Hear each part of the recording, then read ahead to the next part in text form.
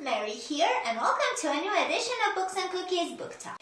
Today's topic, reader problems, aka the things that we readers, bookworms, or whatever you want to call us, have been facing since the dawn of time and probably will still face for eons to come. First up, sticking to book buying bans. This is something that will never happen with a reader.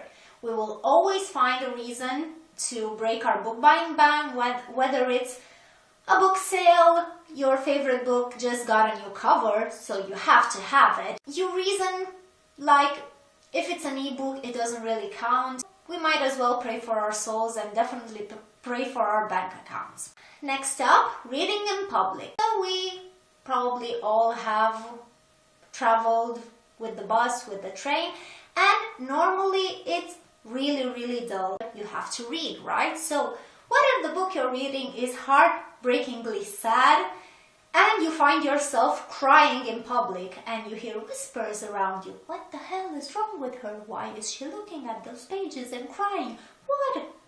Why? Is she okay? Are you okay? This is something that we all have faced. I mean, I have faced because I'm commuting every day.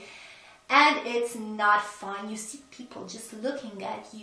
Also, there's a different situation when you're reading smut in public. That's always fun. You just feel yourself blushing all of a sudden and you're wondering, oh my god, what if they can see in my book? What will they? Yeah, that's a problem.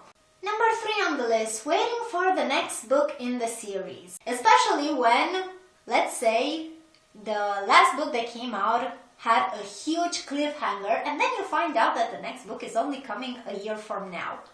That is awful. And then you spend your time coming up with theories, trying to weather all the way that you have to do, and then you find out the release date for the next book in the series has been postponed. And then you find yourself 20 years later still waiting for the next book in the series. Let's face it, waiting is not it's not fun at all. Next up, not being able to decide what book you should be reading from your to-be-read list. So this can happen if you have 300 books on your to-be-read or just 5. It's impossible to pick, especially if you're coming from a book that left you with a huge book hangover. It's awful.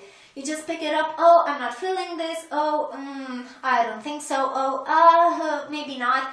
It's hell to pick up the next book. Which is why we have invented to-be-read jars. You let the fate decide, and then you decide that the book that the fate has decided you need to read, you do not like. And then you pick another scrap of paper and another, and yeah. Next up on the list, finding good fan fiction. Sometimes you read a book that you want to see explored a bit more. Maybe you have a certain ship that's not canon. Maybe you want to see what would happen if the characters were thrown 100 years in the future. Maybe you want to read some good old smut between your favorite characters. Yeah, sometimes finding good fan fiction is a pain in the ass.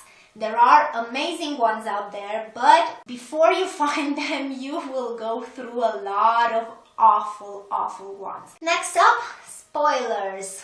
I hate spoilers. I hate them with a passion. I hate anyone that spoils me, especially when it comes to book series and you're trying to catch up to the latest one that has come out, and someone spoils you because they assume that everyone has read the books or the thing that they have read. If you're using social media, if you're using sites like Tumblr, there is always the chance that you will get spoiled. I know entire TV shows that I have not ever watched or entire books that I have never read because I have been spoiled or know the entire plot from sites like this. So yeah, spoilers are a big issue, especially close to release dates because some people get advanced reader copies or there are shipment mistakes and bookstores end up shipping the books like 1-2 weeks before the official release date, and yeah, some people decide that, hey, let's share it with everyone even though nobody else has read it. Next up, hype books that do not live up to the hype. So you hear about this book that everyone is raving about. Oh my god, it's so good. Oh my god, you have to read it. Oh my god, read this now. You say, okay, I'll give it a shot. And then you start reading. And it sucks. Like, really sucks. And you keep wondering, what the hell? Is something wrong with me? Why do I not like it? Why is everyone liking this book but not me? And then you have to explain yourself.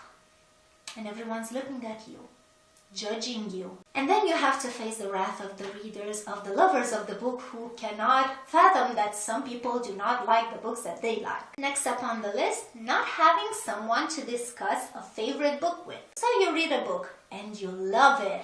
It's fantastic. There's plot, there's characters, there's action, there's absolutely everything you want from a book. And it just resonates deep in your soul because that's what books do.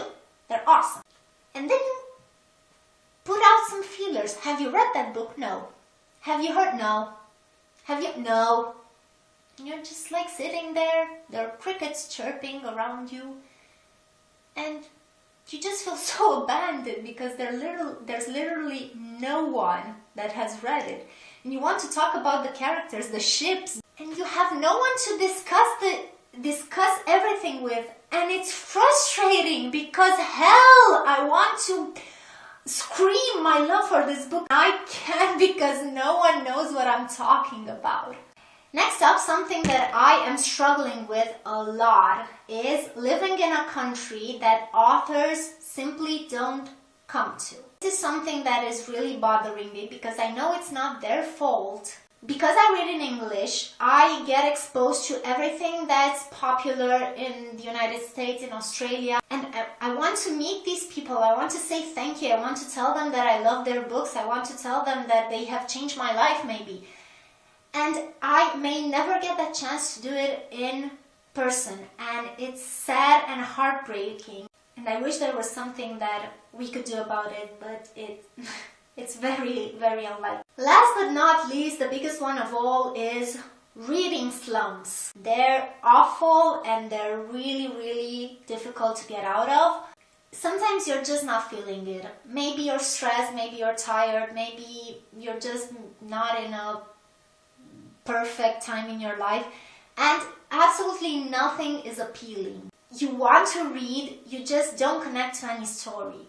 And they suck because we miss out on books because of them. We pick up a book, we don't feel it, and we say, oh, this sucks. And we may never pick up that book again. And I wish I could just delete that from existence and have nobody face with them ever again. Before I end things, I just wanted to give a message to Cynthia. Hi! So your husband has told me that you liked watching my videos, and we decided to surprise you with a special message just to tell you Happy Valentine's Day from him. Congratulations on the move in the new apartment, and remember, Hufflepuffs are awesome. Embrace it. They're awesome. They really are. So this is it for today. I hope you guys enjoyed it. As always, my Tumblr and Goodreads are down below, and I have added a Twitter account because apparently social media is important. So yeah. And I'll see you guys next time. And remember, books for the soul, cookies for the tummy. Bye guys!